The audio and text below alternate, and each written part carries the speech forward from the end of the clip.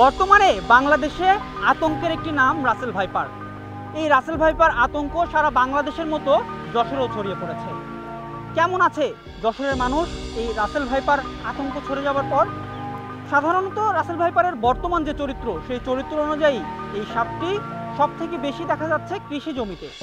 আমরা সেই কৃষকদের সাথে কথা বলবো, আসলে রাসেল ভাইপার আতঙ্ক ছড়িয়ে পড়ার পরে কৃষকরা কতটুকু স্বাচ্ছন্দ্যে কৃষিকাজ করতে পারছেন, তাদের কৃষিকাজে কোনো বিঘ্ন ঘটছে কিনা, অথবা কতটুকু আতঙ্ক ছড়িয়েছে আমাদের যশোরে।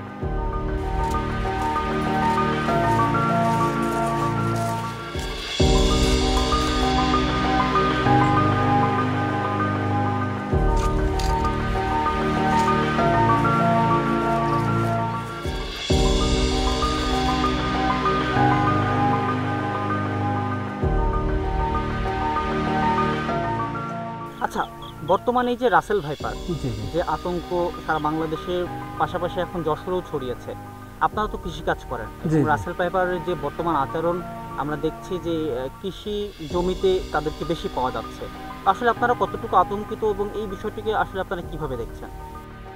হ্যাঁ, এই বেশ কিছু কাল ধরে দেখতে পাচ্ছি যে বিভিন্ন টেলিভিশনের চ্যানেলে এই রাসেল ভাইপার একটা সাপ আছে, এটা নিয়ে বিশাল প্রতিবেদন দিচ্ছে, নাকি ভীষণ হিংস্র।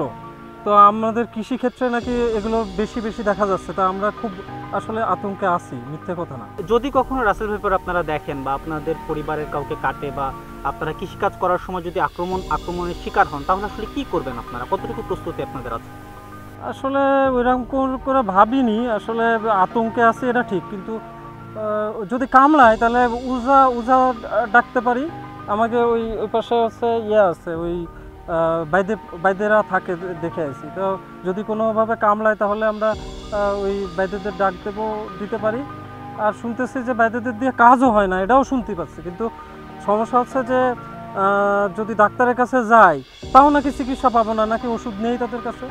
এটুকু আমরা শুনেছি যে রাসেল ভাইপারের যে সম্পর্ক সাপের বিষয়টা, এই বিষয়টা যশোরে এসেছে, ঝিঁকো ঘষা নাকি ধরা পড়েছে শুনলাম।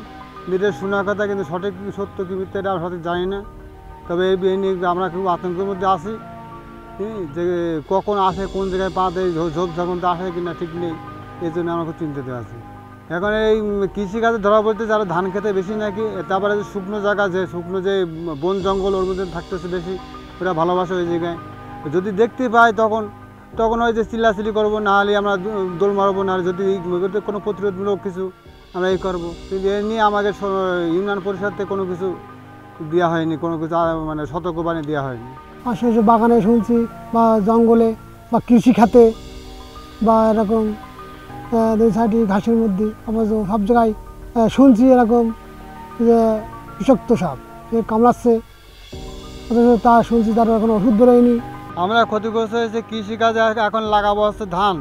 এখন ধান হয়তো সবচেয়ে বড় রিস্ক পড়তেছি, ওই জায়গায় তো ধানের ভিতরে তো পা দেয়, কিন্তু উপরে দেখি, নিচে তো কিছু দেখা যায় না, শুধু আন্তর্জাতিক হাঁটি। কিন্তু নিংড়ানোর সময় ওদের তো চোখ তো যায় না, হাত দিয়ে আমি টানি, কিন্তু তো রিস্ক পড়ে যাচ্ছে, এখন আতঙ্কের মধ্যে আছি। এখন ধান করবো, ধান করলে তো স্প্রে করতে পারবো না, নিংড়ানি দিতে পারবো না, তো ধানও হবে না। আমরা খুব আতঙ্কিত হয়েছি, এর কোনো সচেতনমূলক কোনো কিছু করা হচ্ছে না আমার এলাকায়।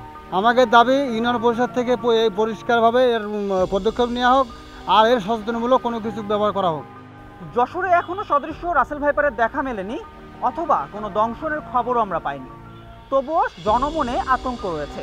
পাশাপাশি যেহেতু রাসেল ভাইপার কৃষি জমিতে এখন সব থেকে বেশি দেখা যাচ্ছে, যশোরের কৃষকরাও আতঙ্কিত। এই কৃষকদের আতঙ্ক কাটাতে কৃষি বিভাগ কী করছেন, অথবা স্বাস্থ্য বিভাগই কতটুকু প্রস্তুত, সেটি জেনে নিব। আমরা যশোরে এখনও রাসেল ভাইপারের কোনো উপস্থিতি এখনও পাইনি, কৃষি জমিতেও আমরা পাইনি, তবে আমরা প্রস্তুত আছি। আমরা উপজেলার কৃষি কর্মকর্তাদের, মাঠ পর্যায়ের কর্মকর্তাদের আমরা নির্দেশনা দিয়েছি, সেই সাথে আমাদের জেলা প্রশাসন এবং উপজেলা প্রশাসন এবং স্বাস্থ্য অধিদপ্তরের সাথে আমাদের সমন্বয় হচ্ছে। যদি এরকম কোনো উপস্থিতি আমরা পাই, কোনো কৃষকের ক্ষেত্রে আমরা পাই, সেক্ষেত্রে তাৎক্ষণিক যে ব্যবস্থা নেওয়ার দরকার, যদি কাউকে দংশন করে সেক্ষেত্রে উপজেলা স্বাস্থ্য কমপ্লেক্স, আমাদের কৃষি অফিসের মাঠ পর্যায়ের অফিসাররা সহযোগিতা করবে। উপজেলা স্বাস্থ্য কমপ্লেক্সে এনটি ম্যাডাম আছে, আমরা কথা বলেছি। স্বাস্থ্য কমপ্লেক্স বা যশোর আড়াইশো বেড হাসপাতাল থেকে এখন পর্যন্ত আমরা কোনো ইনফরমেশন পাইনি যে রাসেল ভাইপার সাপের কোনো পেশেন্ট এখানে সাপে কাটছে, এই ধরনের কোনো ইনফরমেশন নাই।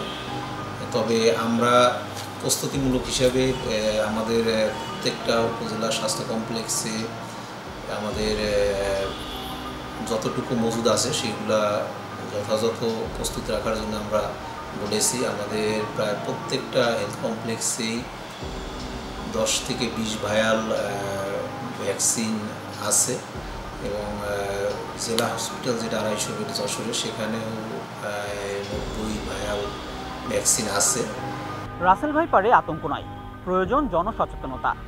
সারা বাংলাদেশে রাসেল ভাইপার আতঙ্ক ছড়িয়ে পড়লেও যশোরে এখনও পর্যন্ত সদৃশ্য হিসাবের দেখা মেলেনি।